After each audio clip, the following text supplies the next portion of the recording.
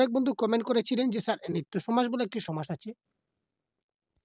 তো এই সমাসটা কি? এই নিয়ে পুরো ডিটেইলস আলোচনা করব। তো আজকের ক্লাসটি দেখার পর নিত্য সমাস থেকে যদি কোনো প্রশ্ন আসে, আপনারা খুঁজে সেই নিত্য সমাসের আনসার করবেন এবং তার সঙ্গে দ্বন্দ্ব সমাস নিয়েও কিছু একটা আলোচনা করব। ছোট্ট সামান্য একটা ধারণা দেব। এটা ফুল কনসেপ্ট আজকে আমি দিতে চলেছি নিত্য সমাস এবং দ্বন্দ্ব সমাসের। সুতরাং শেষ পর্যন্ত অবশ্যই দেখতে থাকবেন। তাহলে আপনাদের যথেষ্ট হেল্পফুল হবে আপকামিং আ আপনাদের পরীক্ষার হলে। ঠিক আছে ভাই? তো চলুন কথা না বলে সরাসরি আমরা শুরু করি। আজকের ১ম নিত্য সমাস মানে কি সেটা আমরা একটু দেখে নিই চট করে। তো দেখুন নিত্য সমাস মানে কি? যে সমাসের অর্থাৎ সমাস সমস্ত পদে অন্তর মাত্র এই ২ টা শব্দ মাথায় রাখবেন শুধুমাত্র। অন্তর এবং মাত্র এই ২ টা শব্দ যদি লুকানো থাকে তাহলে এই সমাসকে আমরা নিত্য সমাস বলব। কিভাবে? আমরা একদম ডিটেইলস আলোচনা করব। উদাহরণস্বরূপে বুঝিয়ে দেবার চেষ্টা করব। কোনো তাড়াহুড়া নেই, বিন্দাস। ঠিক আছে ভাই? কি বলেছে? যদি কোনো সমাসের যে সমস্ত পদ রয়েছে, এই সমস্ত পদের মধ্যে যদি অন্তর নইবা মাত্র এই ২ টা থেকে যেকোনো একটা শব্দ যদি লুকানো থাকে, তখন সেটা নিত্য সমাস হয়।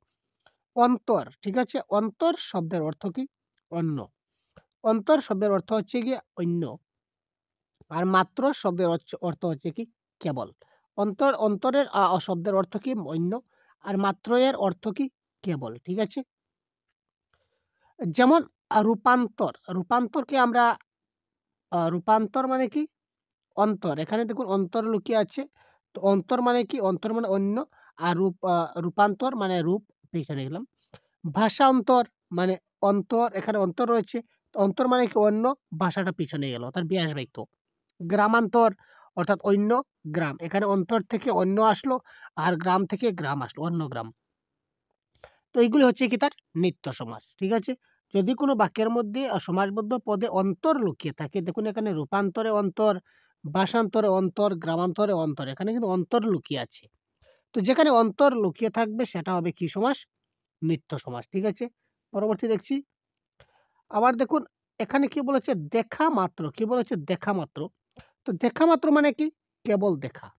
শোনা মাত্র, শোনা মাত্র ব্যাস বাক্য কি হবে? কেবল শোনা। বলা মাত্র মানে কি? কেবল বলা। তো এই যদি মাত্র, ঠিক আছে?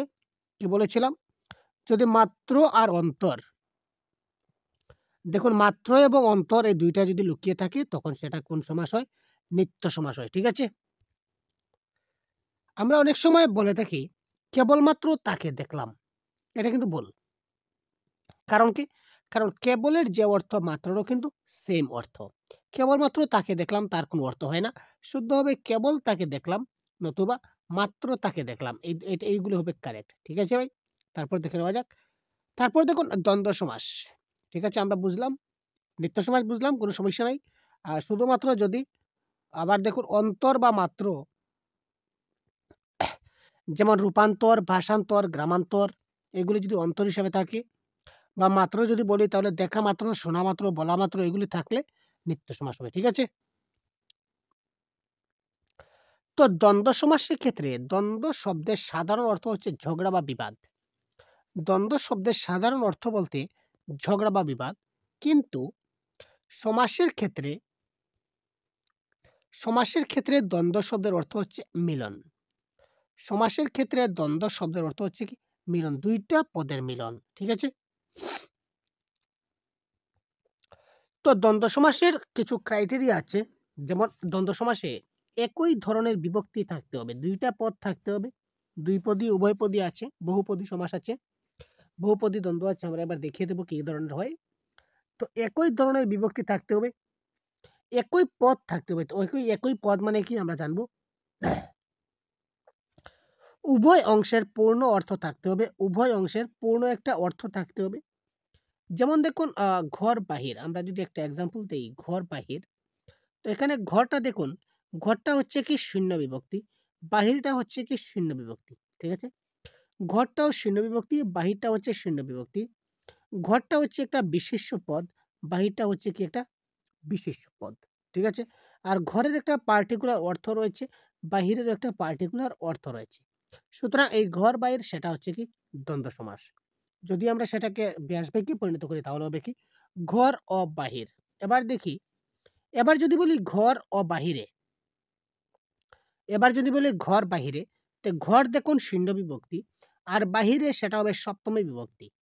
বিভক্তি কোনো মিল নাই, বা এখানে বাহির এ বিভক্তি বলুন বা সপ্তমী বিভক্তি বলুন একই জিনিস। এখানে বিভক্তির একটা কথা রয়েছে। তো দেখুন এখানে এ বিভক্তি সপ্তমী বিভক্তি হবে, সপ্তমী বিভক্তিতে এ বিভক্তি হবে, এ বিভক্তি সপ্তমী বিভক্তি হবে। তো ঘর এবং বাহিরে বিভক্তি কিন্তু মিলছে না। ঠিক আছে? পদ কিন্তু সমান। তো বিভক্তি যদি মিলে না তাহলে ঘর বাহিরে এটা দ্বন্দ্ব সমাস হবে না। এটা যদি ঘরে বাহিরে হতো, এটা যদি ঘরে বাহিরে হতো তখন কিন্তু দ্বন্দ্ব সমাস হতো। ঠিক আছে? নেক্সট দেখুন সুখ ঘর। সুখ মানে কি? এটা হচ্ছে একটা বিশেষণ পদ। আর ঘরটা হচ্ছে কি? বিশেষ্য পদ। মানে একই জাতীয় পদ নয় কিন্তু তারা। বিশেষণ পদ আর এটা হচ্ছে বিশিষ্ট পদ, সুখ এবং ঘর। এই দুটো কিন্তু একই জাতীয় পদ নয়। তো যেহেতু একই জাতীয় পদ নয় সুতরাং সুখ ঘর সেটা কোনো দ্বন্দ্ব সমাস নয়। ঠিক আছে? সুখ ঘরটা দ্বন্দ্ব সমাস নয়। তারপর আরেকটা উদাহরণ যদি আমরা দেই, আমরা এখানে আরেকটা উদাহরণ দিতে পারি হা ঘর। হা ঘর। হা এবং ঘর, এই হা শব্দের কোনো পার্টিকুলার অর্থ নাই। ঠিক আছে? ঘরের একটা অর্থ আছে, কিন্তু হায়ের কোনো একটা নির্দিষ্ট অর্থ নাই। তো যেহেতু হার কোনো নির্দিষ্ট অর্থ নাই, সুতরাং এটাও দ্বন্দ্ব সমাস হলো না। ঠিক আছে? তো দ্বন্দ্ব সমাসকে সাধারণত আমরা ৩ টা ভাগ যদি করি তাহলে দেখুন তো, সাধারণ দ্বন্দ্ব, অলোক দ্বন্দ্ব আর বহুপদী দ্বন্দ্ব। সাধারণ দ্বন্দ্ব মানে কি? যে দ্বন্দ্বে কোনো বিভক্তি থাকবে না। আর অলোক দ্বন্দ্ব কি হবে? যার কোনো লোপ নেই, অর্থাৎ সমস্ত পদে বিভক্তি লোপ হয় না। যেমন আমরা এখানে দেখুন লাল নীল, এখানে সাধারণ দ্বন্দ্বকে অলোক দ্বন্দ্ব করলে কি হবে? বিভক্তি আমরা যোগ করব। বিভক্তি যুক্ত করলে কি হবে? লালে নীলে।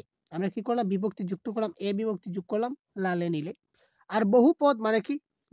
২ বা ২ এর অধিক পদ থাকবে, ২ এর অধিক পদ। এখানে লাল নীল আরেকটা পদ আমরা লাগাবো কি? হলুদ। এটা হয়ে গেল বহুপদী দ্বন্দ্ব। হাত পা হচ্ছে কি? সাধারণ দ্বন্দ্ব। আর অলোক দ্বন্দ্ব যদি করি তাহলে বিভক্তি যুক্ত করব কি হবে? হাতে পায়ে। আর যদি আমরা বহুপদ করি তাহলে কি হবে? হাত, পা, চোখ। এখানে কিন্তু পদ আমরা প্লাস করলাম। ঠিক আছে? তো এই ছিল আমাদের আজকের দ্বন্দ্ব সমাস এবং নিত্য সমাসের ক্লাস। আশা করি আপনারা বুঝতে পারছেন। তো আশা করি কমেন্ট বক্সে আপনাদের মতামত অবশ্যই জানাবেন, এই প্রত্যাশা রাখছি। তো ধন্যবাদ। ভালো থাকবেন, সুস্থ থাকবেন।